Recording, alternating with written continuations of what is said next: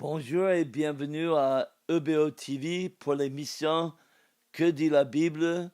Et cette semaine et dans les semaines qui viennent, on va traiter le sujet Que dit la Bible sur le mariage et le divorce. Et dans quelques instants, il y aura Michel Hildebrand qui va nous rejoindre pour cette discussion. Mais je veux donner un petit témoignage personnel sur le mariage et le divorce. Je suis dans une famille où il y avait pas mal de divorces parmi mes frères et sœurs. Ma belle-mère était divorcée avant de rencontrer mon père. Dans ma propre famille, il y avait un divorce. Donc, je suis quelqu'un qui a vécu ce problème de divorce et remariage de près. Donc, je vous encourage de suivre ces émissions de près et par la grâce de Dieu, nous allons voir le plan de Dieu pour le mariage et comment empêcher le divorce, mais aussi comment revenir après avoir souffert d'un divorce. Donc, encore bienvenue et on est content que vous soyez avec nous aujourd'hui. Bienvenue à EBO TV pour notre émission Que dit la Bible? Je suis votre hôte Michel Hildebrand et je suis avec le pasteur Charles Powers de l'église Boulogne-sur-Mer. Et aujourd'hui, nous allons discuter le sujet de mariage et divorce. Je pense que vous allez être surpris de ce que la Bible et les disciples disaient sur ce sujet. Alors, pasteur, pourquoi vous pensez qu'il y a autant de divorces aujourd'hui?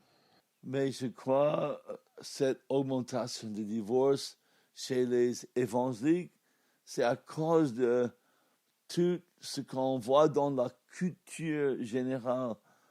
Aujourd'hui, au lieu de prendre notre enseignement sur le mariage de la Bible, on regarde la télé, les films, les émissions de la radio, et nos mariages sont plus basés sur la parole de Dieu.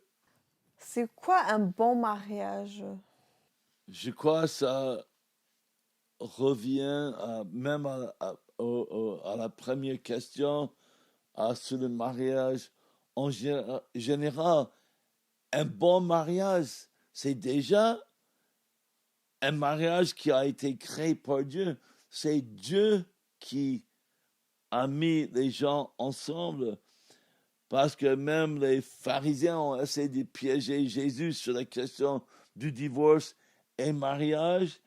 Et ce que Jésus a dit, ainsi ils ne seront plus deux, ils font un, que l'homme ne sépare donc pas ce que Dieu a uni. Donc un bon mariage, à la base, c'est ce que Dieu a mis en place.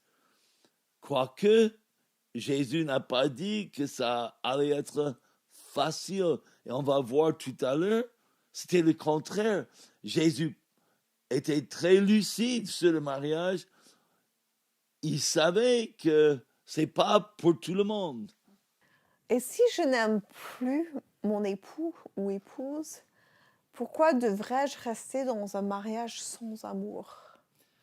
Michel, tu m'as expliqué, tu avais une fois une amie qui disait les sentiments manquent, mais l'amour, c'est un choix.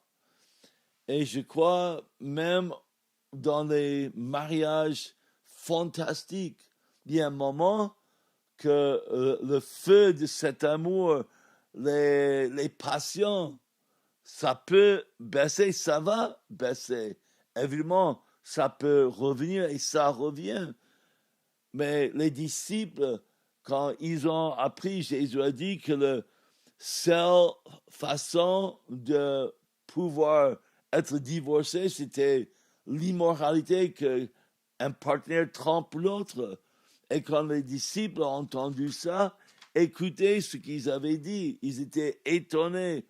Ils ont dit, si telle est la situation de l'homme par rapport à la femme, il n'est pas intéressant pour lui de se marier. Les disciples ne comprenaient pas comment un homme peut rester marié sans l'échappatoire du divorce, parce qu'ils ont compris, dans cette société, il y avait deux écoles. Une école disait, on pourrait divorcer pour n'importe quelle chose, c'était l'école de Hillel, et il y a l'autre école de Shammai dans cette époque qui disait la seule raison pour le divorce était l'infidélité, et c'était l'enseignement de Jésus. Mais admettons, une femme, elle va si mal, elle est tellement poussée à bout, elle va se suicider. Tu penses réellement que Jésus va dire oui, oui, restons en mariage? Souvent, c'est l'excuse qui est donnée soit par le mari, soit par la femme. J'en peux plus, ma vie est en danger. Et ça peut être réel. Et c'est C'est réel des souvent fois. réel. C'est souvent plus dans les cas des femmes qui sont très maltraitées, qui ont besoin de quitter le mariage. Et Paul, qui a continué l'enseignement de Jésus avec la même autorité, Dieu a donné l'autorité à Paul de parler de ce sujet. Il a permis cette séparation, mais toujours dans le but que le mariage soit sauvé. Si ça prend 1 an, 2 ans, 3 ans, si ça peut sauver un mariage avec beaucoup de travail, beaucoup d'amour, de pardon, et si c'est pas sauvé, la Bible est claire, les deux ne devraient pas se remarier. Et c'est souvent très difficile à entendre ça. Paul a dit, la seule façon d'être divorcé, c'est dans un mariage où un inconverti veut partir et celui qui est évangélique ou chrétien, il veut rester, mais l'autre veut partir. Paul a dit qu'il n'est pas lié en ce cas. Si l'autre part, il peut se remarier. Et parlez-nous du mythe du mariage parfait. Oui, c'est un grand mythe, ce mariage parfait. J'ai passé toute ma vie 6 décennies dans l'église évangélique. Et je me souviens quand j'ai entendu, j'étais un jeune marié depuis 2 ans. Et le pasteur qui parlait était marié depuis 25 ans. Il a dit que j'ai eu que 5 ou 6 disputes pendant tout mon mariage. Il a dit j'avais un mariage parfait. Et j'étais étonné parce que d'abord je ne le croyais pas.